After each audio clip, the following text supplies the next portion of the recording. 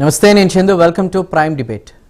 అజారుద్దీన్కి మంత్రి పదవి నా ఆంతర్యం ఏంటి అంటే ఓడిపోతాము అనేటువంటి భయంతోనే ఈ పని చేసిందని ముఖ్యంగా బీజేపీ వాళ్ళు అంటున్నటువంటి పరిస్థితి. డీకే అరుణ కామెంట్స్ కూడా మనం చూస్తూ ఉన్నాం. అయితే ప్రస్తుతం అజారుద్దీన్ డబుల్ ధమాకా ఆంతర్యం ఏంటి అనేటువంటిదే క్వశ్చన్ రేస్ అవుతోంది. జూబ్లీహిల్స్ ఎన్నిక కోసమే ఇదంతా కూడా జరుగుతుంది, అమాత్య పదవ అంటూ కూడా చెప్తున్నారు. ఏదేమైనా రాజ్భవన్కు అజారుద్దీన్ చేరుకోవడం, కొద్దిసేపటి క్రితం అక్కడ ఆయన మంత్రిగా ప్రమాణ స్వీకారం చేశారు. క్యాబినెట్లోకి అజారుద్దీన్ వచ్చినట్లయింది. జిష్ణుదేవ్ గవర్నర్ ఆయనతో ప్రమాణ స్వీకారం చేయించారు. ఇక ఎమ్మెల్సీ కాకపోయినా మంత్రి పదవి ఎలా ఇచ్చారు, అసలు ఏ పదవి లేని వారికి మంత్రి పదవి ఏంటంటూ కూడా పల్లా రాజేశ్వర్ రెడ్డి గారు వాళ్ళంటి వాళ్ళు క్వశ్చన్ చేసినటువంటి పరిస్థితి. తమను ఎదుర్కోలేకే ఇలా చేశారంటూ బీఆర్ఎస్ అంటోంది. మైనార్టీల్ని ఆకర్షించడానికేని బీజేపీ అంటోంది. ముఖ్యంగా బీజేపీ మరో ఆరోపణ కూడా చేసింది. అదేంటంటే మసీదుల వద్దకు వెళ్ళి వీళ్ళు జోలి పడుతున్నారు బీఆర్ఎస్ బీజేపీ వాళ్ళు అంటూ కూడా చెప్తున్నారు. ధర్మం అధర్మం అంటూ మాట్లాడుతున్నారు. అసలు అజరాస్త్రం ఎందుకు, అజర్కి మంత్రి పదవి 6 నెలల ముచ్చటేనా అనేటువంటి క్వశ్చన్స్తో కూడా కొన్ని రకాల ఇది కూడా తయారవుతున్నటువంటి పరిస్థితి. ఏదైనా కూడా మతం చూడండి అంటూ చెప్తున్నారు, మతాన్ని తీసుకొస్తున్నారు. మరోవైపు అసలు అజారుద్దీన్ విషయానికి వస్తే కనుక 2009లో అక్కడ యూపీలోని ఒక ప్రాంతం మొరాదాబాద్ అనే దాని ప్లేస్లో కూడా ఆయన గెలవడం జరిగింది. ముస్లిం పాపులేషన్ ఎక్కువ ఉన్నటువంటిది. ఆ తర్వాత పరిణామాల నేపథ్యంలో కూడా అక్కడ కాంగ్రెస్కి అక్కడ ముఖ్యంగా రాజకీయ పరిణామాలు అవన్నీ చూసుకున్న తర్వాత ఇదిగా లేకపోవడంతో ఆయన తర్వాత ఇటు హైదరాబాద్ వైపు చూశారు. అంటే 2014లో ఆయన ఓడిపోవడం జరిగింది, పోటీ చేసిన. ఆ తర్వాత ఇటు క్రికెట్ అసోసియేషన్కి సంబంధించి కావచ్చు, తెలంగాణలో రాజకీయాలకు సంబంధించి కావచ్చు, ఆయన వస్తూ ఉన్నటువంటి పరిస్థితి ముందడుగు వేశారు. ఇక రీసెంట్గా ఆయన ఏంటంటే సోనియా గాంధీని కలవడం, కాంగ్రెస్కి సంబంధించిన హైకమాండ్ అటు రాహుల్ గాంధీని కలిసి ఫోటోలు దిగడం, అత్యంత తక్కువ ఓట్లతో ఓడిపోయాను మిగతా వాళ్ళకంటే కూడా, నాకు పదవి ఇవ్వచ్చు కదా అని కూడా ఆయన వాళ్ళని అడిగినట్టు తెలుస్తోంది. ఏది ఏమైనా కూడా ఇప్పుడు అజారుద్దీన్ స్థాయి వ్యక్తి వెళ్ళి అడిగితే ఇవ్వరా అనేటువంటి క్వశ్చన్ కూడా రేజ్ అవుతున్న నేపథ్యంలో ఏదైనా ఆయన మంత్రిగా ప్రమాణ స్వీకారం చేశారు. అయితే ఈ డబుల్ ధమాకా ఆంతర్యం ఏంటి? ప్రతిపక్షాలు ఇలాంటి వాదనలు మొదలెట్టాయా? అధికార కాంగ్రెస్ నిజంగానే భయపడుతోందా? అజర్ అస్త్రం ఎందుకు? దీనిపై మాట్లాడదాం. ఇవాళ ఈ డిబేట్లో మనకి జాయిన్ అవుతున్నారు మొహమ్మద్ న్యూమన్ గారు, ఏఐసిసి నేషనల్ కోఆర్డినేటర్. న్యూమన్ గారు నమస్తే and welcome to prime debate. అదేవిధంగా ఉపేంద్ర గారు, బీఆర్ఎస్ సీనియర్ నాయకులు. ఉపేంద్ర గారు నమస్కారం. అటు అందే సత్యం గారు, ప్రముఖ రాజకీయ విశ్లేషకులు. సత్యం గారు నమస్కారం. ముందుగా న్యూమన్ గారు నమస్తే. నమస్కారం. సో ప్రస్తుతం అజారుద్దీన్ గారి చుట్టూ కూడా ఈ జూబ్లీహిల్స్ రాజకీయాలు తిరుగుతున్నాయి. ఆయన ప్రమాణ స్వీకారం చేశారు. అయితే కాంగ్రెస్ భయపడుతోంది, అందుకే ఈ డెసిషన్ అనేటువంటి క్వశ్చన్ రేజ్ అవుతున్న టైంలో దానికి మీ ఆన్సర్ ఏంటి, ఏమని కామెంట్ చేస్తారు? Very good evening to you as well as all my fellow panel members and all the viewers. So essentially Jubilee Hills by election వచ్చిన తర్వాత రకరకాల రాజకీయాలు నడుస్తున్నాయి. ప్రతి ఒక్కరు జూబ్లీహిల్స్ తెలంగాణ రాష్ట్రంలో జూబ్లీహిల్స్ బై ఎలక్షన్ ఒకటే, ఇంకా ఏదీ లేదన్నట్టుగా దాని గురించి డిస్కషన్ జరుగుతున్నాయి. నేను ఒకటే విషయం చెప్తున్నాను, అజరుద్దీన్ గారికి ఈ రోజు ఈ కేబినెట్ లో తీసుకోవడం కానివ్వండి, మైనారిటీకి అక్కడ రిప్రజెంటేషన్ లేదు గత 2 సంవత్సరాలుగా అని చెప్పేసి ఎప్పటి నుంచో మైనారిటీస్ అడుగుతున్నారు. మైనారిటీస్ కి రిప్రజెంటేషన్ కావాలా అని చెప్పేసి అడుగుతున్నారు. దాని గురించి చాలా సార్లు మేధోమథనం చేసి ఎవరికిస్తే బాగుంటుంది అని చెప్పేసి పలుమార్లు హైకమాండ్ దీని గురించి డీటెయిల్డ్ గా డిస్కషన్ చేయడం జరిగింది. చేసిన తర్వాత finally they made up a decision. Azharuddin గారు ఈ రోజు ఓత్ సెరమనీ జరిగింది and now is a cabinet minister. So essentially నేనేం చెప్పదలుచుకున్నాను అని అంటే, ప్రతిపక్షాలు ఎప్పుడైనా సరే అధికారంలో ఉన్నటువంటి పార్టీని విమర్శిస్తూ ఉంటాయి. వాళ్ళు ఇప్పుడు ఎందుకు చేశారు, అప్పుడు ఎందుకు చేయలేదు అంటే వీళ్ళు డిసైడ్ చేస్తారా ఎప్పుడు చేయాలా ఎప్పుడు చేయకూడదా అని చెప్పేసి? It is up to the government to decide. It is up to the government to decide at an appropriate amount of time, ఎప్పుడు చేయాలా ఎప్పుడు చేస్తే బాగుంటుంది అని చెప్పేసి గవర్నమెంట్ లో ఉన్నటువంటి ముఖ్యమంత్రి వర్యులు పార్టీ నుంచి ఏమైతే రికమెండేషన్స్ వస్తున్నాయో దాని ప్రకారంగా ఒక డెసిషన్ తీసుకుంటారు. ప్రతిపక్షాలు చెప్పినట్టు వీరికి ఎందుకు ఇస్తున్నారు, వారికి ఎందుకు ఇస్తున్నారు, వీరు పదవిలో లేరు కదా, ఎమ్మెల్సీ అవుతారు కదా, ఎమ్మెల్సీ అవుతారో లేకపోతే మళ్ళా బై ఎలక్షన్ వస్తే మళ్ళీ ఎక్కడైనా పోటీ చేసి గెలిపించుకుంటారో, అది it depends on the party, it depends upon the government. As we know 180 day rule అనేది ఉంది. 180 day రూల్ ఉన్నప్పుడు 181st day he has to either go to the assembly or he has to go to council అని చెప్పేసి. మాకు అజారుద్దీన్ అంటే గౌరవం ఉంది, ఆయనకి ఇప్పుడు అని కాదు, ఏంటంటే ఈ 2 సంవత్సరాలు పట్టించుకున్నటువంటి కాంగ్రెస్ ఇప్పుడు ఓట్ల కోసం ఈ పని ఇదంతా చేస్తుందనే కామెంట్ చేస్తున్నారు వాళ్ళు. ఎలా చెప్తారండి పట్టించుకోవట్లేదని? 7 కార్పొరేషన్ చైర్మన్లను ఇవ్వలేదా అండి? 7 కార్పొరేషన్ చైర్మన్లు జనరల్ కేటగిరీ ఇవ్వలేదా అండి? లైబ్రరీ కార్పొరేషన్ చైర్మన్ ఎవరు ఉన్నారండి? రియాజ్ లేడా అండి? ఫుడ్ కార్పొరేషన్ చైర్మన్ ఫహీం లేడా అండి? అంటే నేను అనేది ప్రతి ఒక్క దానిని వీరు మైనారిటీస్ కి వీరేదో బాగు చేస్తున్నట్టు. లెటెస్ట్ టాక్ అబౌట్ ఎవరైతే ఏడిస్ వస్తున్నారో వాళ్ళ గురించి మనం మాట్లాడతాం, ఎవరైతే నిందలు మోపుతున్నారో వాళ్ళ గురించి ఒక్కసారి మనం మాట్లాడతాం. బీజేపీ పార్టీ అంటుంది, బీజేపీ పార్టీ వీరు ఎప్పుడైనా ఒక్క ఎమ్మెల్యే టికెట్ మైనారిటీకి చెందినటువంటి వారికి ఇచ్చారా అండి? ఈరోజు బీహార్ లో ఎలక్షన్ నడుస్తుంది, ఒక్క మైనారిటీ టికెట్ ఎప్పుడైనా ఇచ్చారండి? గుజరాత్ లో ఇచ్చారండి? తెలంగాణలో ఇచ్చారండి? వీరికి మైనారిటీల మీద ప్రేమ ఉందా అండి? వీరా అండి మా గురించి మాట్లాడేది? నేను ఒక మాట చెప్తున్నానండి, ప్రతి దానికి రాజకీయం చేయడం మంచి పద్ధతి కాదు. ఇండియన్స్ ప్రతి ఒక్కరూ మనం ఒక డైవర్స్ కల్చర్ లో మనం బ్రతుకుతున్నాము. ఇండియాలో డైవర్సిటీ అనేది ఉన్నది. ప్రతి ఒక్క సామాజిక వర్గాన్ని ఇంక్లూజివ్ గవర్నమెంట్ కింద తీసుకొని, ప్రతి ఒక్క రిప్రజెంటేషన్ కింద తీసుకొని గవర్నమెంట్ సామాజిక న్యాయాన్ని పాటిస్తూ ముందుకు తీసుకెళ్లాల్సిన బాధ్యత మా మీద ఉన్నది. 100% గవర్నమెంట్ అప్రోప్రియేట్ టైంలో యాక్ట్ చేయాలి. యాక్ట్ చేసింది. ఆ రకంగా అజరుద్దీన్ గారికి మినిస్టర్ ఇవ్వడం జరిగింది. ఎస్, అది 6 months 6 నెలల ముచ్చట, మరి 10 సంవత్సరం ముచ్చట అని చెప్పేసి టైం విల్ టెల్.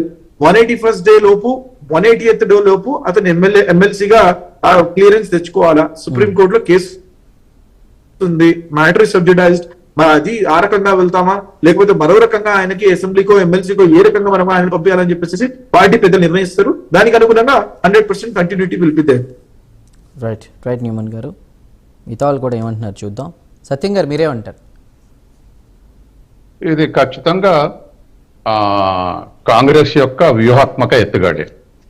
అయితే ఇది కొత్తదిగా, గతంలోనే అజారుద్దీన్కి ఎమ్మెల్సీ పదవి ఇవ్వాలనుకున్నారు, మంత్రి కూడా అయితే కావచ్చు అని చెప్పేసి అప్పుడు ఎక్స్పెక్టేషన్స్ నడిచినాయి. ఎమ్మెల్సీ అనేక టెక్నికల్ కారణాలతోటి అది వాయిదా పడుతూ వచ్చింది.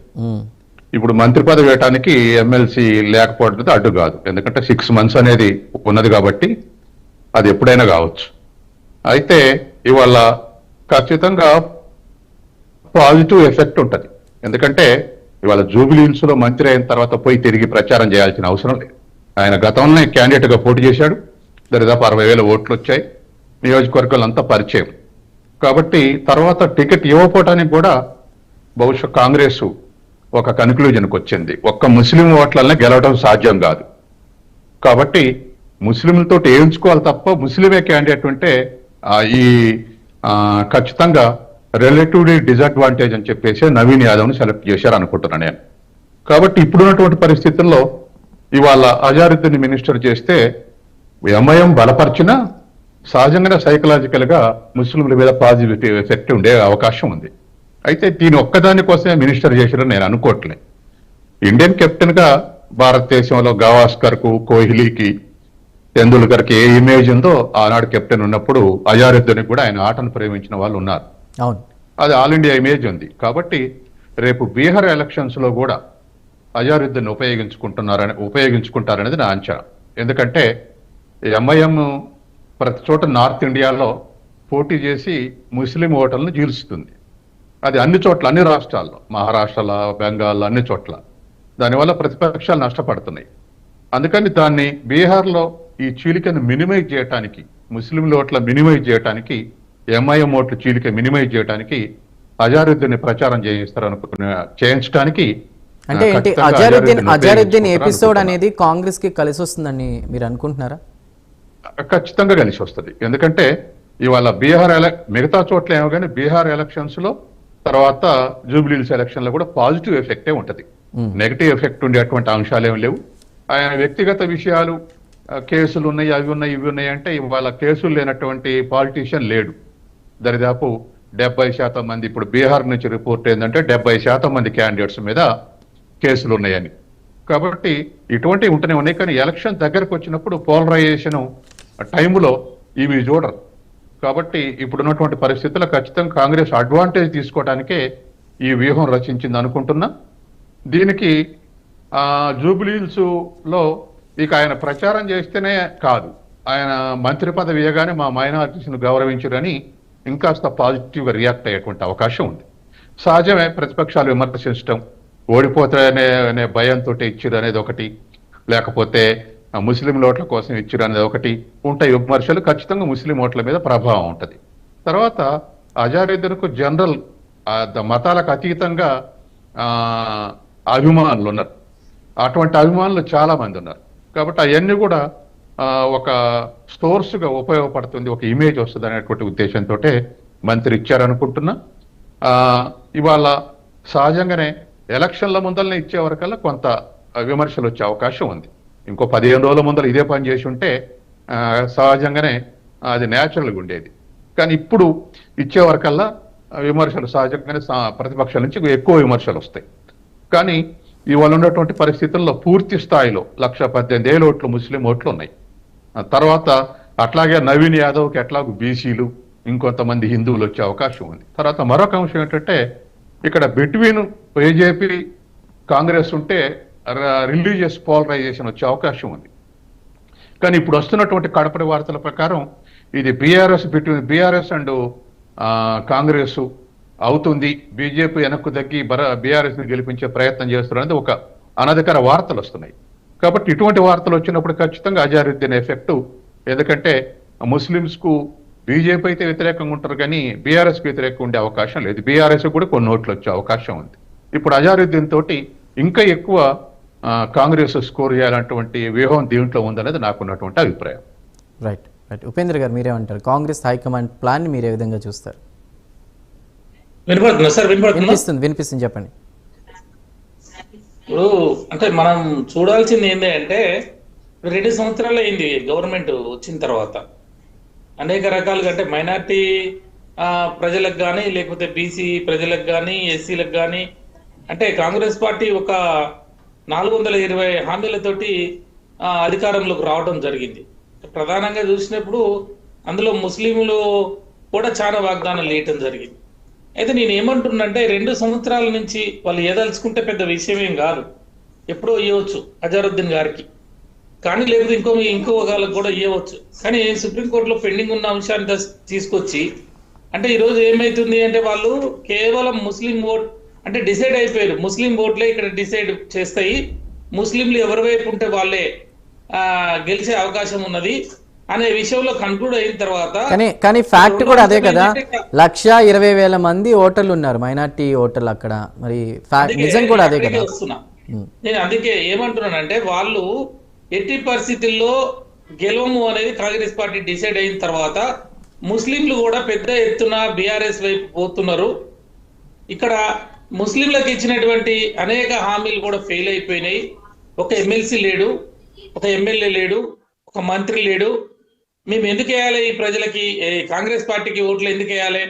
కళ్యాణ లక్ష్మి లాంటి, షాదీ ముబారక్ లాంటి అనేక సంక్షేమ పథకాలు, గురుకుల పాఠశాలలు కానీ ఇవన్నీ మరి ముస్లిం బిడ్డలకి అనేక రకాలుగా మన బీఆర్ఎస్ ప్రభుత్వంలో అవకాశాలు వచ్చినాయి. అవన్నీ కూడా ఈరోజు పెన్షన్లు కానీ మిగతా ఇవన్నీ కూడా ఆగిపోయినాయి. ఇవన్నీ కూడా అంటే కాంగ్రెస్ పార్టీ ఒక ముస్లింల అనే అంశమే కాదు, ఓవరాల్ గా చూస్తున్నప్పుడు కాంగ్రెస్ పార్టీ అనేది అడ్మినిస్ట్రేషన్ పరంగా మరి ఫెయిల్యూర్ అయిపోయింది. ఏదైతే హామీలు ఇచ్చిరో హామీలు కూడా మొత్తం కూడా అమలు కాకుండా ఈరోజు మంత్రులకి ముఖ్యమంత్రులకి అవగాహన లేకుండా పరిపాలన కొనసాగుతా ఉంది.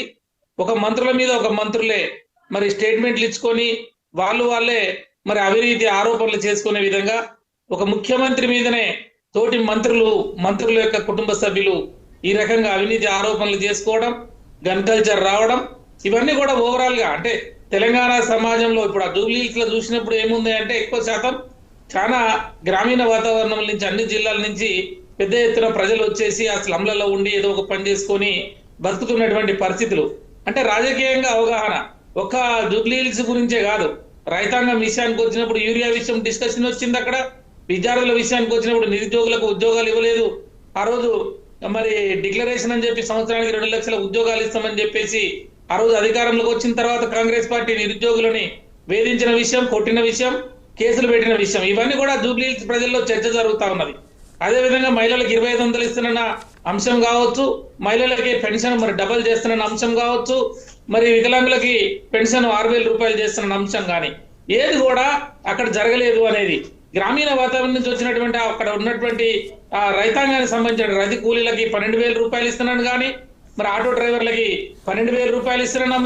అక్కడంతా కూడా డ్రైవర్ కు సంబంధించినటువంటి ఎక్కువ కూడా మన సమాజాన్ని చూడగలుగుతాం. అయితే వాళ్ళందరిలో కూడా ఇది ఒక పెద్ద చర్చ జరుగుతూ ఉన్నది. అంటే ఓవరాల్ గా గవర్నమెంట్ అనేది ఏ వాగ్దానం చేసినా కూడా ఆ వాగ్దానం ఇంతవరకు నెరవేర్చలేదు.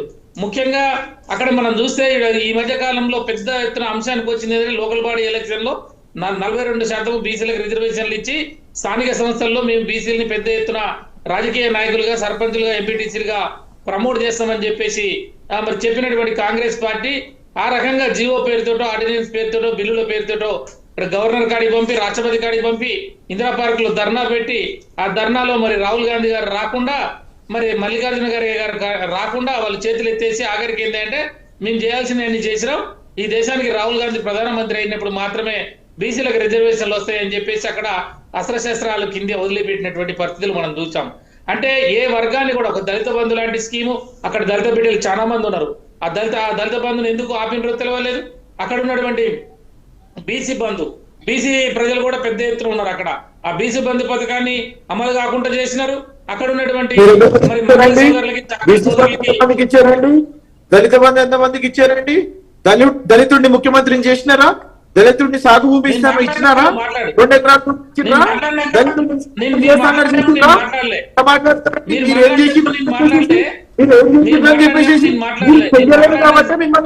పంపించారు. మీరు చెయ్యలేదు కాబట్టి పర్మనెంట్ గా ఫామ్ హౌస్ కి పంపించారు. మళ్ళీ మీరు మేము ఇస్తామని చెప్పినామా? చెప్పినా ఎట్లా మాట్లాడతారండి మీరు? న్యూమన్ గారు ఒక్క నిమిషం. 100% ప్రామిస్ చేసినాము, నెరవేరుస్తాం. సామాజిక న్యాయం తెలంగాణలోనే కాదు, ఒక నిమిషం ఉపేంద్ర గారు. న్యూమన్ గారు డిబేట్ అనేది రాహుల్ గాంధీ గారు 100% ఫుల్ఫిల్ చేయబోతున్నారు. నేనేమంటున్నా ఇంతకుముందు బాయ్ సాబ్ మాట్లాడుతూ సామాజిక న్యాయం చేసినాము, అందరికి మరి కార్పొరేషన్ చైర్మన్లుగా ఇచ్చినాము అని చెప్పేసి అంటే, నువ్వు 72 కార్పొరేషన్ పదవులు ఇస్తే 50 మంది ఒకే సామాజిక వర్గానికి ఇస్తే ఏం సామాజిక న్యాయం అవుతుందండి?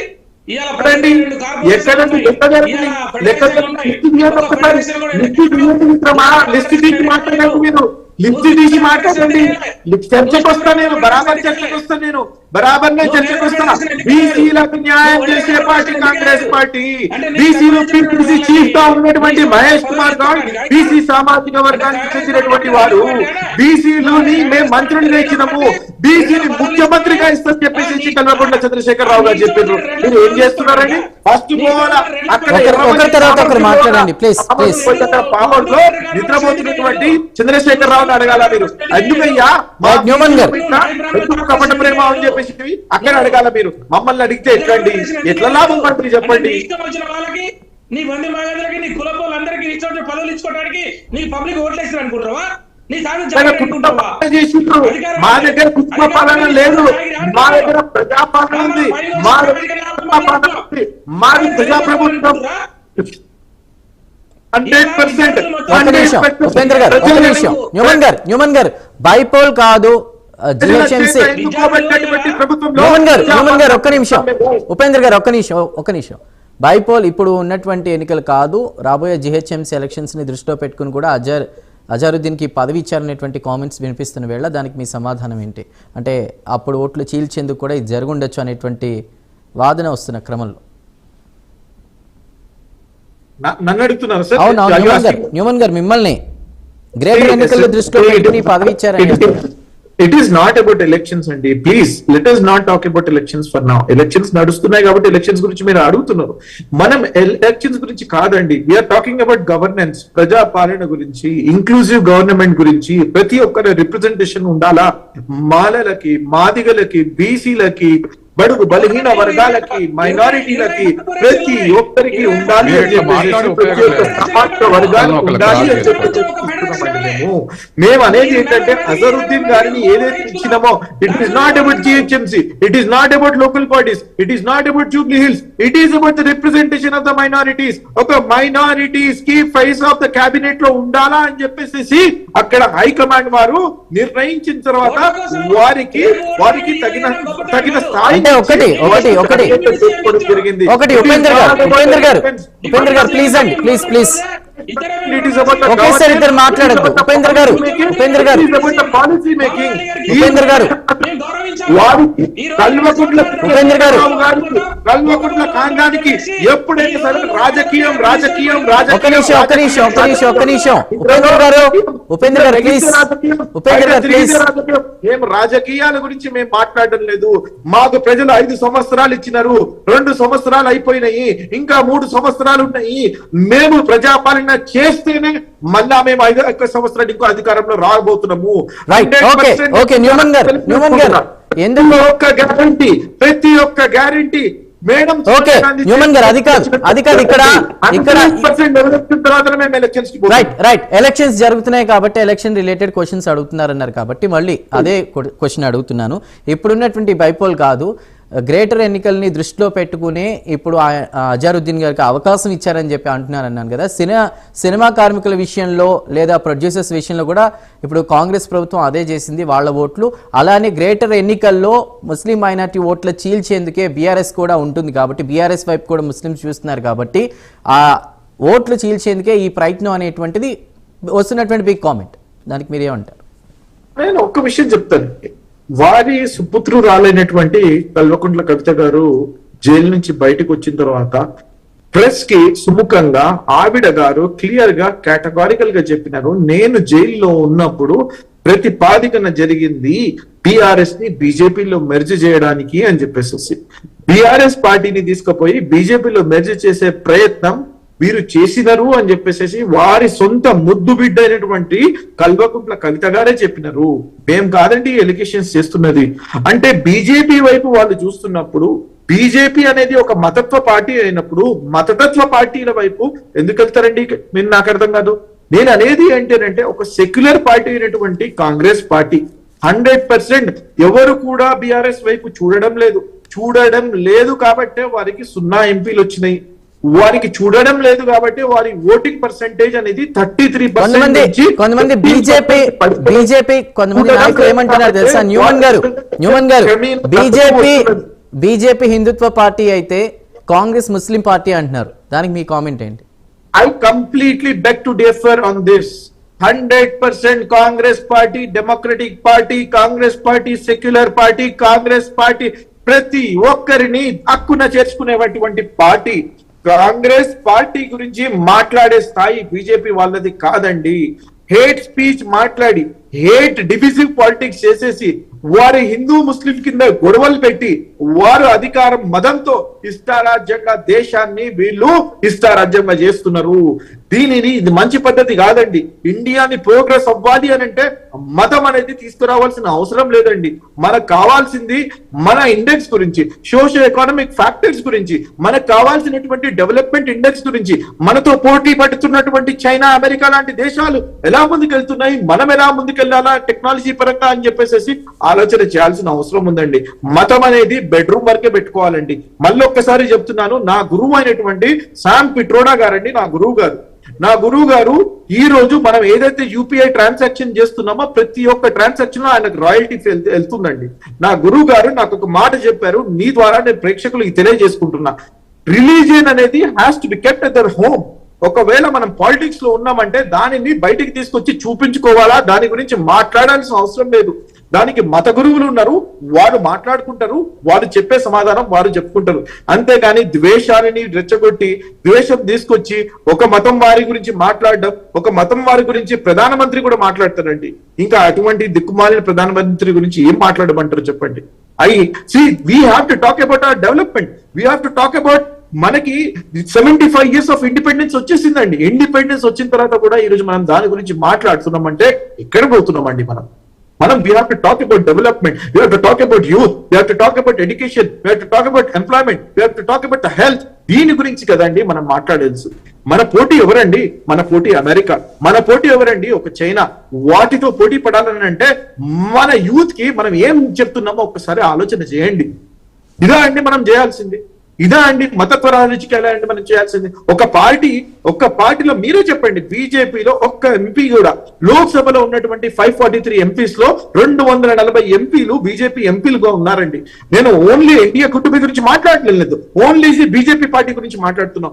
ఒక్క ఎంపీ బీజేపీ నుంచి ఒక్క ముస్లిం ఎంపీ ఉన్నారా? ముస్లిం ఎంపీ వదిలేయండి, టికెట్ అయినా ఇచ్చారా అని చెప్పేసి నేను అడుగుతున్నానండి. 543 ఎంపీ స్థానాల్లో ఒక్క ఎంపీ టికెట్ కూడా ఇవ్వలేదండి. ఎవరవుతారండి? ఎవరి గురించి మాట్లాడుతున్నారండి? మతతత్వ పార్టీ ఎవరండి? ఇంక్లూసివ్ కాదా అండి? అంటే వారు ముస్లిమ్స్ అనేవారు, మైనారిటీస్ అనేవారు, క్రిస్టియన్స్ అనేవారు ఈ దేశంలో ఉన్నవారు కాదా అండి? వారు ఇండియన్ సిటిజన్స్ కాదా అండి? ఎందుకండి ఇంత ద్వేషం? నాకు అర్థం కాదు. అంటే వారి దేశ స్వతంత్రం కోసం దేశంలో వారు ఉంటూ దేశం మీద ప్రేమ అనురాగాలు చూపించడం లేదా అండి? దేశ డెవలప్మెంట్ గురించి వాళ్ళు సపోర్ట్ చేయట్లేదా అండి? వాళ్ళ కాంట్రిబ్యూషన్ లేదా అండి? ఎన్ని రోజులు ఇది చేస్తారండి? నాకు అర్థం కాదు. ఎప్పటి వరకు చేస్తారండి? ఈ రోజు యువత మేల్కున్నది. జెన్జీ ఏ రకంగా అయితే నేపాల్లో మేల్కున్నదో ఈ రోజు ఇండియాలో కూడా మేల్కున్నది. వాళ్ళు ఏం అడుగుతున్నారండి? మా ఇన్ఫ్లేషన్ రేట్ వల్ల we're not able to survive. మేము మా లైఫ్ లో కూడా ఇల్లు కొలనేటువంటి పరిస్థితి మెట్రో సిటీస్ లో ఉంది. మాకు కావాల్సింది ఉద్యోగం, మాకు కావాల్సింది విద్య, మాకు కావాల్సింది ఆరోగ్యం, అంతేగాని ఈ మతం గురించి మాతో మాట్లాడద్దు అని చెప్పేసి వారు నేరుగా చెప్తున్నారండి. మీరు బీహార్ లో చూస్తారు, 100% నవంబర్ 14వ తారీఖు మీరు పెట్టండి డిబేట్. నేను ఇప్పుడే చెప్తున్నా, 100% మీరు చూడబోతున్నారు. అక్కడ జెన్జీ 37% అక్కడ యూత్ ఉందండి. 100% they are going to vote in favor of Mahagathbandhan. వారు వీరి ట్రాప్ లో పడే పరిస్థితిలో లేరండి. ప్రతి ఒక్కరికి మీరు కూడా యువకులు మీరు చెప్పండి, మతం ఏమైనా పెడుతుందా అండి మనకి? నేను అజారుద్దీన్ గారు అజారుద్దీన్ ఎందుకో ఎంపిక చేశారు? న్యూమన్ గారు ఒక్క నిమిషం. చాలా చక్కగా మాట్లాడారు, యూత్ కి ఏది కావాలో అదే మాట్లాడారు. కానీ వై అజారుద్దీన్? ఇంకెవరినైనా నించోబెట్టచ్చు కదా. మతం గురించే మాట్లాడారు, మతం వద్దంటున్నారు. వై అజారుద్దీన్? ఎందుకు అంటే మైనారిటీస్ కాకుండా ఇంకెవరినైనా ఎందుకు పెట్టలేదు అని అడుగుతున్నారా, లేకపోతే వై ఓన్లీ అజారుద్దీన్? అవును, ఇంకెవరినైనా నించోబెట్టచ్చు కదా. Okay, so I will answer this. Essentially 2 years అయిపోయిందండి. ఈ రోజు మీరు యునైటెడ్ ఆంధ్రప్రదేశ్ తీసుకోండి, తెలంగాణ ఫార్మేషన్ అయిన తర్వాత 2014 నుంచి తీసుకోండి, ఎప్పుడైనా సరే మైనారిటీస్ గా ఉన్నటువంటి 16% ఆఫ్ పాపులేషన్ ఉన్నటువంటి మైనారిటీస్ కి వారికి కేబినెట్ లో సముచిత స్థానం ఇవ్వాలా అని చెప్పేసి ఎందుకు ఇస్తారో I will tell you. Minorities కి సమస్య వచ్చినప్పుడు వారికి ఒక ఫేస్ ఉంటే వారి దగ్గర పోయి రిప్రజెంటేషన్స్ ఇస్తారు. వారు ఒక వారధిగా ఉంటారు. వారి దగ్గర తీసుకెళ్లి వారు ప్రజా సమస్యలను వాళ్ళ దగ్గర పెట్టుకొని వారు సాల్వ్ చేసుకునే ఒక మీడియం గా ఉంటుంది. అది లేకపోవడం వల్ల నేను చాలా I can talk about getting in to the details. నేను చాలా మాట్లాడగలుగుతాను, రియల్ ఇష్యూస్ గురించి నేను మాట్లాడగలుగుతాను. 2 years నుంచి అవి జరగడం లేదు. అందువలన ఒక మైనారిటీకి ఇస్తే వాళ్ళ రిప్రజెంటేషన్ ఉంటుంది అని చెప్పేసి ఇవ్వడం జరిగింది. మీరు చెప్పండి, ఏ ఒక్క కమ్యూనిటీ లేదండి ఈ రోజు కేబినెట్ లో? మాలా ఉన్నారు, మాదిగా ఉన్నారు, బీసీలు ఉన్నారు, ఓసీలు ఉన్నారు, బ్రాహ్మణులు ఉన్నారు. ఎవరు లేరో ఒక్కసారి చెప్పండి మీరు. ఎవరు లేరో ఒక్కసారి చెప్పండి మీరు. ప్రతి ఒక్కరికి సముచిత స్థానం ఇచ్చిండ్రు. ఇక్కడ మైనారిటీస్ 16% ఆఫ్ పాపులేషన్ ఉన్నటువంటి మైనారిటీస్ కి ఇవ్వకపోతే ఇంకెవరికి ఇవ్వాలండి? అంటే వారు are they not part of this 100%? వారు 4 కోట్ల తెలంగాణ ప్రజల్లో వారు 16% అంటే దాదాపు 60 లక్షల మంది అండి. 60 లక్షల మంది వాళ్ళ పాపులేషన్ వారికి మరి రిప్రజెంటేషన్ ఇవ్వద్దా అండి? We're living in a democratic country. Please understand, democratic కంట్రీలో ప్రతి ఒక్కరికి రిప్రజెంటేషన్ కావాలా? 3 సీట్లు మేము గెలుస్తామని అనుకున్నాము. ఒకటి జూబ్లీ హిల్స్, ఒకటి నాంపల్లి, ఇంకొకటి నిజామాబాద్ అర్బన్. వివిధ కారణాల వల్ల, అసద్ ఓవైసీ అనేటువంటి మతతత్వ శక్తి వల్ల, ఆ దుష్టుడి వల్ల, నేను ఐఎమ్ టెలింగ్ ఆన్ రికార్డ్, అటువంటి వ్యక్తి వల్ల ఈ రోజు ఆ 3 క్యాండిడేట్స్ ఓడిపోయారండి. జూబ్లీ హిల్స్ గెలిచేవారమండి, 16,000 ఓట్లతో ఓడిపోయాడండి అజరుద్దీన్ గారు. 2,000 పైచీల కోడితో ఓడిపోయాడండి ఫిరోజ్ ఖాన్. అందరినీ కలుపుకొని ఎలా పోతారండి? మీరు చూడండి, ఒక్కసారి వారి ఆఫీస్కి వెళ్ళండి, చూడండి వారు ఎంత కాంట్రిబ్యూషన్ చేస్తారో. ప్రతి కమ్యూనిటీ వారి దగ్గరికి ర్యాలీ అయ్యి నేను చూసాను, న్యూస్ లో చూసాను. ప్రత్యేకంగా విన్నాను. నెంబర్ 2 నిజామాబాద్ అర్బన్ లో అండి, నిజామాబాద్ అర్బన్ లో అక్కడ కావాలని వీరు మైనారిటీకి ఒక్కటే వీరు ఓవైసీ బ్రదర్స్ ఇద్దరే ఉన్నారు, ఇంకెవరు మైనారిటీ లీడర్స్ లేరు అనే రకంగా ప్రతి ఒక్కరిని ఓడించే కార్యక్రమం చేయడం వల్ల అక్కడ ఒక ఎమ్మెల్యే గెలవకుండా పోయాడండి. That is what I'm talking. I been very vocal. I don't care. నాకు కావాల్సినటువంటిది ఫ్యాక్ట్స్ అండి. నేను ఫ్యాక్ట్స్ గురించి మాట్లాడుతున్నాను. ఒకరిని పాడు చేసే కంటే ముందు మనం ఏం మేలు చేస్తున్నామో దాని గురించి ఆలోచన చేయాలా. ఈ మహానుభావుడు, ఈ ప్రబుద్ధుడు ఇక్కడ ఓల్డ్ సిటీలో సరిగ్గా చేయడం చేత కాదు కానీ అక్కడ పోయి బీహార్ లో 32 చోట్ల 16 జిల్లాల్లో పోటీ చేస్తారండి. ఎవరి ఓట్లు అండి అవి? ఈయన గెలిచే పరిస్థితి అండి. ఒక్క ఎమ్మెల్యే తౌసీర్ ఆలం అనే ఒక్క ఎమ్మెల్యే గెలవబోతున్నాడు. ఆ ఎమ్మెల్యే కూడా ఆర్జేడీలో మళ్ళా జాయిన్ అవబోతున్నాడు. అంటే 31 చోట్ల వీరికి డిపాజిట్లు కూడా రావట్లేదండి. 500 నుంచి 2000 ఓట్లు రాబోతున్నాయండి ప్రతి ఒక్క చోట. ఈ ఓట్లు ఎవరికి చీల్చుతాయండి? ఎంతమందిని ఈయన ప్రతిపక్షాల వారిని ఓడియబోతున్నాడండి? You please understand this. This is what we need to talk. This is what. నీకు చేయాల్సిన హైదరాబాద్ లో నువ్వు డెవలప్మెంట్ చేసుకోవు. 7 వదిలిపెట్టేసి 8వ చోట గెలవలేనటువంటి పరిస్థితి నీకు పోయి బీహార్ లో పోటీ చేస్తావు, నువ్వు పోయి మహారాష్ట్రలో పోటీ చేస్తావు, నువ్వు పోయి హర్యానాలో పోటీ చేస్తావు. అనుకుంటున్నావు. నేను అనేది ఏంటి అని అంటే we have to talk about bringing the minorities together. We have to talk about the inclusive government. We have to taking everybody in to confidence. It is not about election. Please forgive me. It is not about elections. Elections వస్తాయి పోతాయి. ఇది వచ్చి election by election, ఈ election పోతుంది, మళ్ళీ రాబోయే 3 సంవత్సరాల్లో maybe ఇంకా బై ఎలక్షన్స్ వస్తాయి. It is not about election అండి. It is about the governance. It is about representation. It is about inclusive. It is about diversity. Governance గురించి మాట్లాడదాం. సత్యం గారు, గతంలో అంటే ఇచ్చిన హామీలు, బైపోల్లో కూడా ఇచ్చిన హామీలు ఏవి కూడా కంటోన్మెంట్ లో వాళ్ళు ప్రజలు ఇప్పుడు వ్యతిరేకంగా ప్రచారం చేస్తున్నటువంటి పరిస్థితి, ఓటు వేయొద్దు అని. దానికి మీరేం చెప్తారు? అంటే వాళ్ళు చాలా అంటే ఏ హామీలు నెరవేర్చలేదని. జనరల్ ఎలక్షన్స్ అయితే గవర్నమెంట్ పర్ఫార్మెన్స్ మీద ఎక్కువ చర్చ జరుగుద్ది, ఎక్కువ ప్రజాభిప్రాయం కూడా మౌల్డ్ అయ్యి. అవును. ఉదాహరణకు బీఆర్ఎస్ గవర్నమెంట్ ఓడిపోయినప్పుడు ఒక 60 ఫెయిల్యూర్స్, కవిత లిక్కర్ స్కామ్లు ఇరుక్కుపోవటం, తర్వాత కాళేశ్వరం ఫెయిల్యూరు, ఇటువంటి తర్వాత పేపర్ అవుట్ అయ్యి నిరుద్యోగుల రిక్రూట్మెంట్ పోస్ట్ పోన్ కావటం, ఇటువంటి ఒక 60 ఫెయిల్యూర్స్ బీఆర్ఎస్ గవర్నమెంట్ డిఫెన్స్ లో పడేసింది. అట్లాగే వాళ్ళ మీద గట్టిగా ఎవరు పోరాడితే వాళ్ళ వెనక ర్యాలీ అయ్యారు. ఆనాడు రేవంత్ రెడ్డి, బండి సంజయ్ ఓట్లాడారు. కానీ బండి సంజయ్ని తప్పియటంతో ఓట్లు మొత్తం కూడా దాదాపు 18% ఓటింగ్, 42% కాంగ్రెస్ పెరిగింది. దానికి లీడ్ చేసినటువంటి వ్యక్తి రేవంత్ రెడ్డి. జనరల్ ఎలక్షన్స్ ఇటువంటి ఫెయిల్యూర్స్ మంచి స్కోర్ చేస్తాయి. ఉప ఎన్నిక వచ్చే వరకల్లా జనరల్ ఎలక్షన్స్, పొలిటికల్ ఎరీనా ఇటువంటి అన్ని కొన్ని ఇంప్రెషన్స్ చేస్తాయి కానీ లోకల్ ఇష్యూస్ ఎక్కువ డామినేట్ చేస్తాయి. దాంట్లో ఈ గవర్నమెంట్ ఇష్యూస్కి వచ్చినప్పుడు ఖచ్చితంగా కళ్యాణ్ లక్ష్మి కానీ లేకపోతే నిరుద్యోగ భృతి కానీ ఇటువంటి కొన్ని కాంగ్రెస్ ఇంప్లిమెంట్ చేయలేదు. అదే సందర్భంలో రూరల్ ఏరియాలో అయితే farmers are very happy with Rythu Bandhu, అట్లాగే కూలీలు సన్న బియ్యంతో హ్యాపీగా ఉన్నారు. ఆ కాంపోనెంట్ ఇక్కడ తక్కువ జూబ్లీ హిల్స్లో. కానీ ఇక్కడ మురికి వాడల్లో, మిగతా వాడల్లో సన్న బియ్యంతో వాళ్ళు సాటిస్ఫై అయ్యారు అనేది వస్తున్నటువంటి వార్తలు. అదే సందర్భంలో ఉద్యోగస్తులు వెరీ హ్యాపీ. ఎందుకంటే జూబ్లీ హిల్స్ లో మధ్యతరగతి ఉద్యోగస్తులు ఉన్నారు, 10 నుంచి 20 వేలు ఉన్నారు. వాళ్ళకి 5 DAలు పెండింగ్ పెట్టడం, స్టేట్ PRC పోస్ట్ పోన్ చేయటం, ఇటువంటి అన్నిటితోటి వాళ్ళు హ్యాపీగా లేరు. ఇదే సందర్భంలో ఇక్కడ పొలిటికల్ యూజ్ చేసినప్పుడు ఖచ్చితంగా కాంగ్రెస్ అడ్వాంటేజ్లు ఉంది. ఎందుకు కాంగ్రెస్ అడ్వాంటేజ్లు ఉన్నది అంటే అధికారంలో ఉండటం, తర్వాత ఎలక్షన్స్ వస్తాయి అన్నప్పుడు ఒక 3 నెలల ముందు నుంచి డెవలప్మెంట్ యాక్టివిటీస్కు ప్రారంభోత్సవం చేయటం, తర్వాత ఉభయ కమ్యూనిస్టులు వాళ్ళకి 7-8 ఓట్లు ఉంటాయంటారు, వాటికన్నా ఎక్కువ సైకలాజికల్ సపోర్ట్. 2 మిత్రపక్షాలు ఉన్నప్పుడు సహజంగానే పార్టీల సంఖ్య పెరిగినప్పుడు సైకలాజికల్ సపోర్ట్ లభిస్తుంది. తర్వాత 1,80,000 ఉన్నటువంటి 20,000 ఉన్నటువంటి ముస్లిమ్స్ MIM సపోర్ట్ డిక్లేర్ చేయటం. అట్లాగే సామాజిక తరగతులకు వచ్చినప్పుడు బీసీలతో పాటు కమ్మ సామాజిక తరగతి ఆడ డామినెంట్గా ఉందన్నారు, ఒక 20,000 ఓట్లు, వాళ్ళు కూడా మద్దతు వెలగటం. ఇటువంటి అన్ని కొన్ని అధికార పార్టీకి ఉండే అడ్వాంటేజ్. అదే బీఆర్ఎస్ గవర్నమెంట్ ఉంటే బీఆర్ఎస్కు ఓపెన్గా వచ్చి ఇటువంటి సంఘాలను మద్దతు ప్రకటించాయి. ఇప్పుడు కాంగ్రెస్ గవర్నమెంట్ ఉంది కాబట్టి వాటితో అవసరాలైనా పనిచేసి పెట్టడంతో కూడా ఇటువంటి మూవ్ అవుతాయి. దీంతో ఇవాళ కాంగ్రెస్ డ్రైవింగ్ సీట్లు ఉంది, అది మనం కాదనలేము. ఇదే సందర్భంలో పోటీ పడుతున్నప్పుడు ఎవరైనా థర్డ్ ఫోర్స్కి వచ్చినప్పుడు వాళ్ళ ఓటింగ్ షిఫ్ట్ చేస్తే there is a danger to Congress.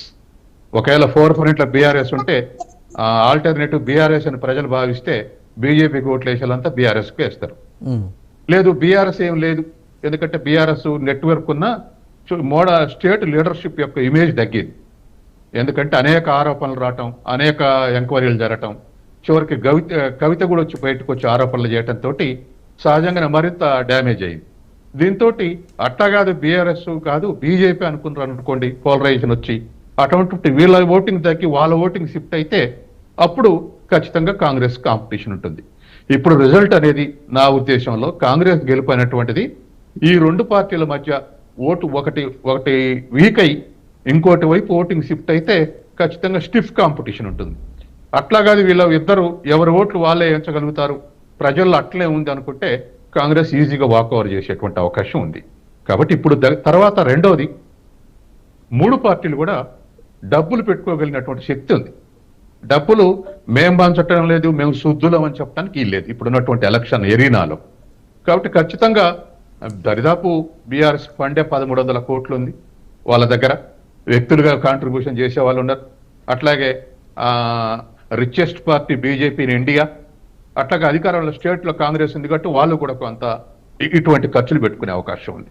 కాబట్టి ఇది దరిదాపు 1000 నుంచి 5000 మధ్య ఈనాడు ఉప ఎన్నికల్లో మనం మునుగోళ్ళు చూసాం. పక్కుళ్ళే 5000 ఇస్తే మాకు 3000 వేయటం లేదని మన డిజిటల్నే వచ్చినాయి వార్తలు.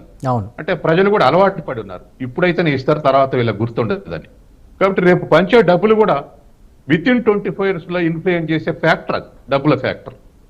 అంటే పొలిటికల్ ఇష్యూస్ 4 రోజులు 45 రోజుల ముందు బాగా ఇష్యూస్ ఫ్లేరప్ చేస్తాయి.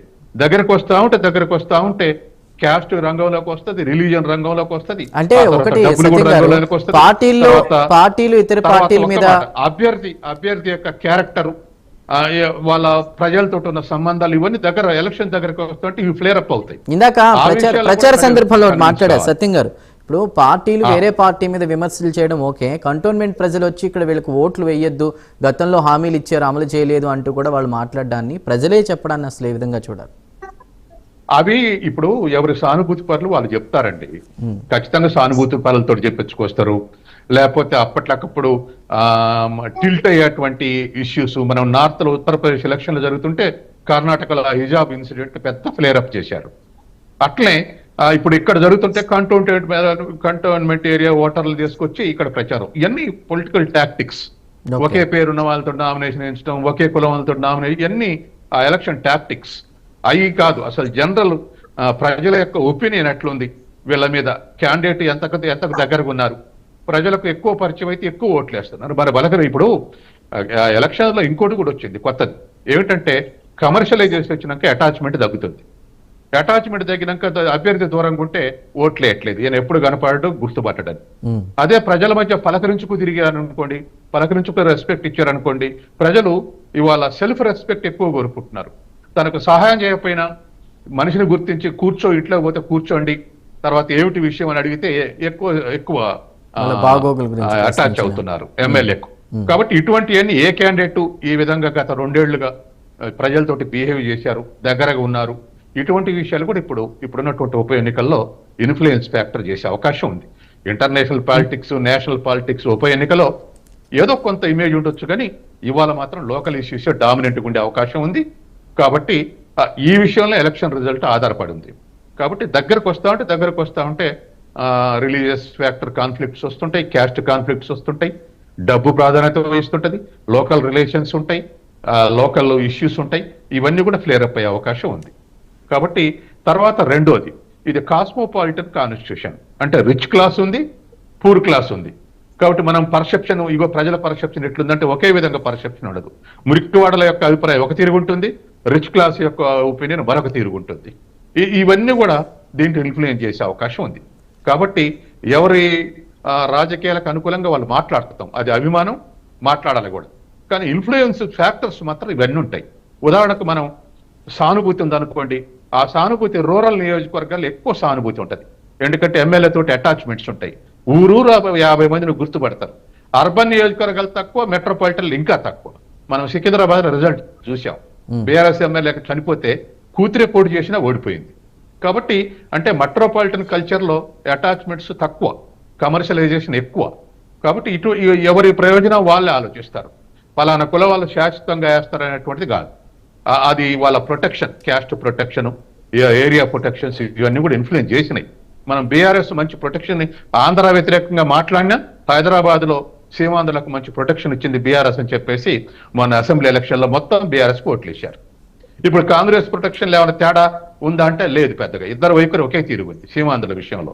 తర్వాత రెండవది, ఇప్పుడు ఉప ఎన్నిక ఓడిపోయి రేవంత్ రెడ్డి ట్రబుల్లో పడాలని చంద్రబాబు నాయుడు కోరుకోరు, కమ్మ సామాజిక తరగతి కూడా కోరుకోరు. కాబట్టి ఆ ఫ్యాక్టర్స్ కూడా ఇన్ఫ్లుయెన్స్ చేసే అవకాశం ఉంది. కాబట్టి many factors are going to influence the election. Right Satyam గారు. ఉపేంద్ర గారు, ఇక బీఆర్ఎస్ విషయానికి వస్తే తాను ఎదుర్కోలేకే కాంగ్రెస్ ఈ ప్లాన్ వేసింది, ఇలా చేసింది, భయపడుతుంది అంటున్నారు. దానికి మీ కన్క్లూజన్ ఏమి ఇస్తారు? ఇప్పుడు వాళ్ళు చేయాల్సినవి చేస్తారండి. అధికారంలో ఉన్నప్పుడు సామభేద దాన దండోపాయాలని చెప్పేసి ఏదైతే వాళ్ళ చేతిలో ఇవాళ అధికారం ఉన్నది, ఓట్ల విషయానికి సంబంధించినప్పుడు అనేక రకాలుగా కొన్ని ఓట్లు తొలగించడు, కొన్ని ఓట్లు కలుపుకొనడు, ఒకే ఇంట్లో 30 ఓట్లు 40 ఓట్లు, ఈ రకంగా అదొక కార్యక్రమం. రెండోది ఏంటంటే డబ్బు కూడా విచ్చలవిడిగా పంచే కార్యక్రమాలు కూడా వాళ్ళ చేతిలో ఉంటది. అధికార దుర్వినియోగం కూడా పెద్ద ఎత్తున చేయడానికి ప్రయత్నిస్తా ఉన్నారు. ఇంకోటి ఏంటంటే ఇక్కడ ముఖ్యమంత్రి గారు కానీ లేకపోతే పక్క రాష్ట్ర ముఖ్యమంత్రి గారు కానీ ఇప్పుడు సార్ చెప్పినట్టు అనేక రకాలుగా మీడియా వాళ్ళు, సీమాంధ్రకు సంబంధించినటువంటి వాళ్ళు కొంతమంది, లేకపోతే రాజకీయ నాయకులు, కొంతమంది వ్యాపారవేత్తలు, రియల్టర్స్, ఇక్కడ ఉన్నంత వాళ్ళందరూ కూడా ఏంటి అంటే గతంలో తెలంగాణ ప్రత్యేక రాష్ట్రం కోసం పోరాడినప్పుడు వాళ్ళందరూ కూడా వ్యతిరేకించినటువంటి వాళ్ళు, ముఖ్యంగా మీడియాలో మనం కొన్ని సబ్జెక్ట్ చూసినప్పుడు వాళ్ళందరికీ కూడా ఏంటంటే ఇది ఒక పార్టీ ఈరోజు తెలంగాణ కోసం నిలబడేటువంటి పార్టీ, కేసీఆర్ అనే నాయకుడు తెలంగాణ కోసం నిలబడేటువంటి నాయకుడు. కాబట్టి ఇలా వాళ్ళు ఒక ప్రాంతీయవాదాన్ని, వారు చెప్పినట్టు ఇప్పుడు మతవాదాన్ని, ఒక పక్కన బీజేపీ వాళ్ళు కలిసే ఉన్నారని చెప్పేసి మనం తెలుసుకున్నట్టు పరిస్థితి, 8 పంచుకున్నారని చెప్పేసి. అంటే ఈ రకంగా ఎన్నో వాదాలు ఉన్నాయి.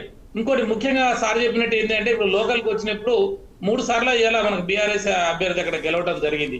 అంటే ఎందుకు ప్రజలు అక్కడ బీఆర్ఎస్ అభ్యర్థి ఎందుకు కోరుకున్నారు? అక్కడ ఉన్నటువంటి లా అండ్ ఆర్డర్ కానీ, అభివృద్ధి కానీ, వాళ్ళ యొక్క అంటే వాళ్ళకి ఎక్కడ కూడా ఏ రకంగా కూడా ఇబ్బందులు జరగలేదనేది మనకి అక్కడ మన పరిపాలనలో కనపడేటువంటి అంశం. ఈ రోజు వచ్చేసరికి కాంగ్రెస్ అభ్యర్థి ఎమ్మెల్యేగా ఉన్నప్పుడు ఎంత మంది సొంత పార్టీ నుంచి బయటకు పోయినరండి? బాబా ఫసీయుద్దీన్ పోయినాడు.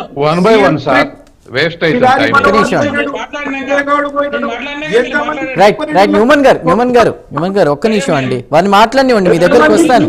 పార్టీ నుంచి పెట్టిపోయినరండి. మీరు లా అండ్ ఆర్డర్ గురించి మాట్లాడుతున్నారు, ఎట్లా మాట్లాడతారండి లా అండ్ ఆర్డర్ గురించి? నేను మాట్లాడినాక మీరు చెప్పండి భాయ్ సాబ్.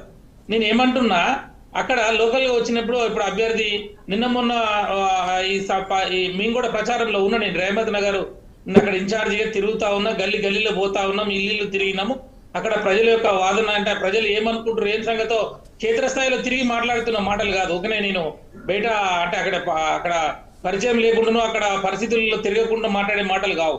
అక్కడ ఏంటంటే అభ్యర్థి విషయానికి వచ్చినప్పుడు అక్కడ గత అభ్యర్థికి ఈ అభ్యర్థికి చూసినప్పుడు ఈ అభ్యర్థి నిన్న మొన్న ఇచ్చినటువంటి స్టేట్మెంట్స్, ఇక్కడ ఎవరు కూడా మా పరిధి లేకుండా, మా పర్మిషన్ లేకుండా రాకూడదు, వస్తే బయటికి పోలేరు అని చెప్పేసి ఒక రైడూయిజం లాగా, గుండాయిజం లాగా బెదిరియడం, కంపల్సరీ ఓట్లు వేయాలనడం.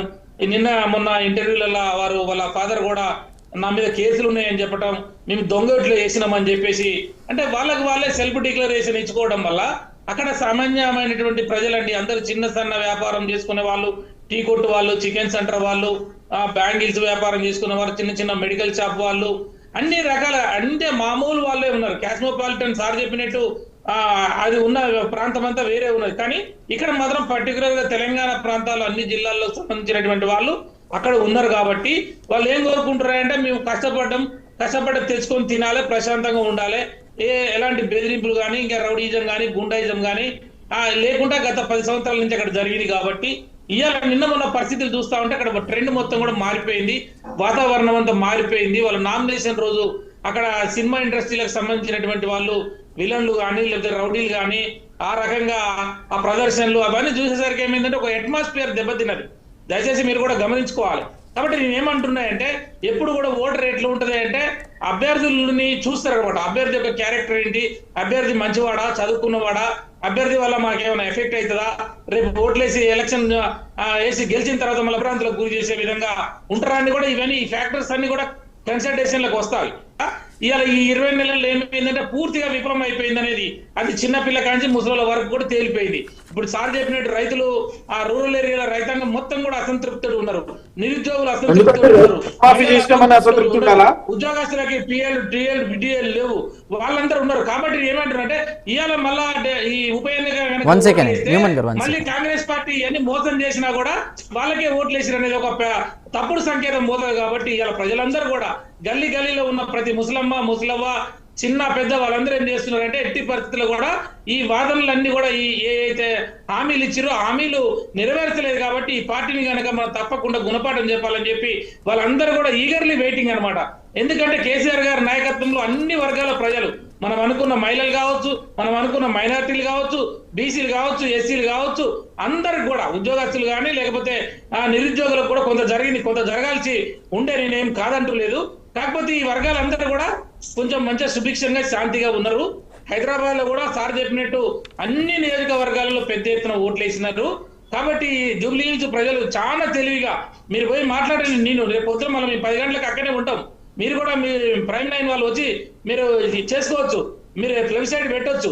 కాబట్టి నేను ఏమంటున్నాయంటే అక్కడ ఉన్నటువంటి అభ్యర్థులు కానీ అక్కడ ఉన్నటువంటి అందుబాటులో కానీ ఇంకోటి ఏంటంటే మోర్ ఓవర్ ఏంటంటే అక్కడ ఉన్నటువంటి అభ్యర్థి చనిపోవడం, అకాల మరణం చెందటం, వారి ధర్మపత్ని గారి రావటం మహిళ. కాబట్టి ఈ ప్రజలందరూ కూడా మహిళకు ఓట్లేస్తే అయ్యో భర్త చచ్చిపోయిందని ఓట్లేస్తే మాకు ఎలాంటి అంటే రౌడీయిజం, గూండాయిజం, బెదిరింపు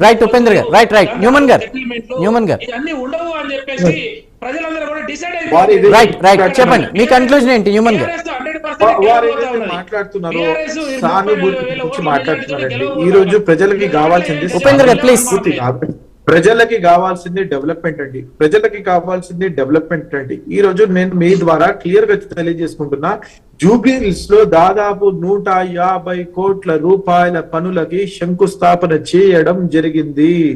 మీరు షేక్పేట్ డివిజన్ తీసుకోండి, రేమత్ నగర్ డివిజన్ తీసుకోండి, బోరబండ తీసుకోండి, వెంకటరావు నగర్ తీసుకోండి, ఎర్రగడ్డ తీసుకోండి, ప్రతి ఒక్క డివిజన్ లో మేము 100% 150 కోట్ల పనులకి మేము శంకుస్థాపన వేసి పనులు స్టార్ట్ కూడా అయిపోయినాయండి. ఎంసీసీ మోడల్ కూడా రావడం వల్ల పనులు అనేది ఆగి ఉన్నాయి. ఒక్క నిమిషం ఉపేంద్ర గారు, ఒక్క నిమిషం వారిని అడిగాను, ఒక్క నిమిషం.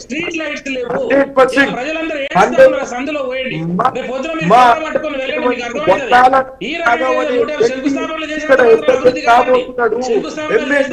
ఓకే ఓకే ఉపేంద్ర గారు అర్థమైంది, ఒక్క నిమిషం ప్లీజ్ ఉపేంద్ర గారు వారిని మాట్లాడిద్దాం. 100% యొక్క పనిని తీసుకొని మేము కంప్లీట్ చేయబోతున్నాము.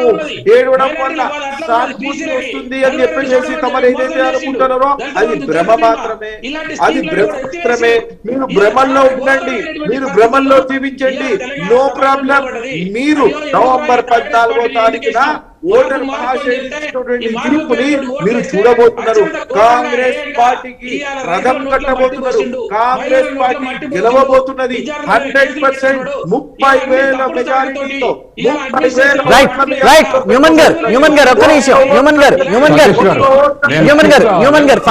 ఫైనల్ గా ఇప్పుడు హ్యూమన్ గారు చూసినప్పుడు ఒక్క నిమిషం ప్రజలు ఆల్టర్నేటివ్ అని పార్లమెంట్ ప్లీజ్ అండి ఒక్కరు మాట్లాడండి. ఉపేందర్ గారు దయచేసి కాంగ్రెస్ ఆల్టర్నేటివ్ సత్యం గారు ప్లీజ్, సత్యం గారు ఒక్క నిమిషం. అందరూ మాట్లాడుతుంటే ప్రజలకి ఏమి వినిపించట్లేదండి. సత్యం గారు చెప్పండి ఫైనల్ గా, అంటే ఇక్కడ నాన్ ముస్లిమ్స్ ఓటర్ల ఆలోచన ఏ విధంగా ఉండబోతుంది, కన్క్లూడ్ చేయండి సత్యం గారు. ప్రజలు ఆల్టర్నేటివ్ అనుకున్నప్పుడే ఓట్లు వేస్తారు. ఇవాళ పార్లమెంట్ ఎలక్షన్ లో కాంగ్రెస్ ను బీజేపీ ఓడించగలదు అనుకున్నారు. బీఆర్ఎస్ నెట్వర్క్ బ్రహ్మాండమైన నెట్వర్క్ ఉన్న ఓట్ల ఎరోజన్ వచ్చింది. ఎందుకు ఎరోజన్ వచ్చిందంటే కాంగ్రెస్ ను ఢీకొనే శక్తి బీజేపీకే ఉంది అనేటువంటి ఒక అట్మాస్ఫియర్ క్రియేట్ అయింది. ఇవాళ జూబ్లీ ఎలక్షన్ లో కూడా ఇది ఏదైనా ఒక పార్టీ బీజేపీ ఆర్ బీఆర్ఎస్ ఏదైనా ఒక పార్టీ ఇదే ఆల్టర్నేటివ్ ప్రజలు అనుకుంటే ఇంకొక పార్టీకి ఓట్లు తగ్గిపోతే ఖచ్చితంగా కాంగ్రెస్ కాంపిటీషన్ ఉంటుంది. కాదు ఈ రెండు పార్టీలు స్ట్రాంగ్ గా నిలబడి ఎవరు ఓట్లు వాళ్ళు ఎంచుకుంటే కాంగ్రెస్ గెలవటం ఖాయం. ఇది జరగబోయేటువంటి విషయం అండి. నేను స్కిప్ అవుతాను. ఓకే, రైట్ అండి, రైట్. న్యూమన్ గారు, హైడ్రాపై కూడా భిన్నాభిప్రాయాలు వ్యక్తం అవుతున్నాయి. మరి ఆ ఎఫెక్ట్ అనేది ఇప్పుడు ఈ బైపోల్స్ మీద పడుతుందా పడదా, దానికి మీరేమంటారు? అండ్ ప్రజలు వచ్చి కూడా, కంటోన్మెంట్ ప్రజలు వచ్చి కూడా ఇప్పుడు వ్యతిరేకంగా ప్రచారం చేస్తున్నారు. గతంలో బైపోల్స్లో ఎలాంటి హామీలు నెరవేర్చలేదు, నమ్మద్దు, ఓటు వేయద్దు అంటున్నారు. ఆ ఎఫెక్ట్ పడుతుందా లేదా? ఒక్కసారి నేను మీ ద్వారా తెలియజేసుకుంటున్నానండి, హైడ్రా అనేది ఎందుకు తీసుకొచ్చినారు, ఎవరి కోసం తీసుకొచ్చినారు. 2020లో వరదలు వచ్చినప్పుడు హైదరాబాద్ లో ఎంత తీవ్ర ఇబ్బందులు పడ్డారో మనం చూస్తున్నాము. నగరం అనేది పెరుగుతున్నది. నగరానికి కావాల్సినటువంటి ఏదైతే వీళ్ళు చెరువులు, కుంటలు ఆక్రమించుకుని ఇల్లులు కట్టినారో వాటిని మాత్రమే కూల్చడం జరుగుతున్నది. అది కూడా నోటీస్ ఇచ్చిన తర్వాతనే కూల్చడం జరుగుతున్నది. FTL లో కానివ్వండి, బఫర్ జోన్ లో కానివ్వండి ఉంటే ఎవరికండి ప్రమాదం? చెప్పేది వస్తుందా అండి? వాతావరణం అనేది వస్తుందా అండి? మాన్సూన్ సీజన్ లో ఎంత రెయిన్ పడాలో, వరుణదేవుడు ఏ రకంగా వస్తాడో ఎవరికి ఎలా తెలుస్తుందండి? దానివల్ల ఇబ్బందులు ఎవరు పడతారండి? ఇది భావి ప్రజల కోసం, మేము ఫ్యూచర్ జనరేషన్స్ గురించి మేము పనిచేస్తున్నామండి. హైడ్రా అనేది ఎవరైతే ఆక్రమించుకున్నారో వారి గుండెల్లో దడబుట్టుకున్నది. ఎవరైతే బీఆర్ఎస్ పార్టీలో ఉన్నటువంటి నాయకులు వీళ్ళకి అమ్మినారో, బీఆర్ఎస్ పార్టీ నాయకులు, బీజేపీ పార్టీ నాయకులు ఉన్నారో వారి గుండెల్లో దడబుట్టుతున్నది. అంతేగాని సామాన్య ప్రజలు చాలా హ్యాపీగా ఉన్నారు. మీరు చూసుకున్నటువంటి బతుకమ్మ కుంట మీరు చూడండి, ఏ రకంగా మేము తయారు చేసినాము. ఏ రకంగా ఈ రోజు కూడా 40,000 కోట్ల రూపాయల ప్రభుత్వ ఆస్తిని కాపాడడం జరిగింది. ప్రభుత్వ ఆస్తిని కాపాడాల్సిన బాధ్యత ప్రభుత్వానికి కాదా అండి? దోపిడీదారుల దగ్గర నుంచి లాక్కోవడం ప్రభుత్వ బాధ్యత కాదా అండి? అది చేస్తే నేరమా అండి? అది చేస్తే తప్ప అండి? ఎక్కడండి పేదవాడి ఇల్లు ఎక్కడ కూలుస్తున్నారండి? ఎందుకు కూలుస్తారండి? మీరు ఒకవేళ మీరు ప్రొసీజర్స్ ప్రకారం, నామ్స్ ప్రకారం ఇప్పుడు కట్టుకుంటే న్యూమన్ గారు, ఇదొక జనరల్ క్వశ్చన్, దయచేసి తప్పుగా అనుకోవద్దు. ఉపేంద్ర గారు, ఒక్క నిమిషం. కేసీఆర్ గారి ప్రభుత్వం ఉన్నప్పుడు కరెంట్ అనేది తీయలేదు. ఇప్పుడు రేవంత్ గారి ప్రభుత్వంలో ఫ్రీ కరెంట్ ఇచ్చి 200 యూనిట్లు గంటలు ఈ జూబ్లీహిల్స్, బంజారాహిల్స్ ఏరియాలో తీసేస్తున్నారు. ప్రజలు దాని మీద చాలా, అంటే బయట మాట్లాడుకుంటున్నారు. దానికి మీరేమంటారు?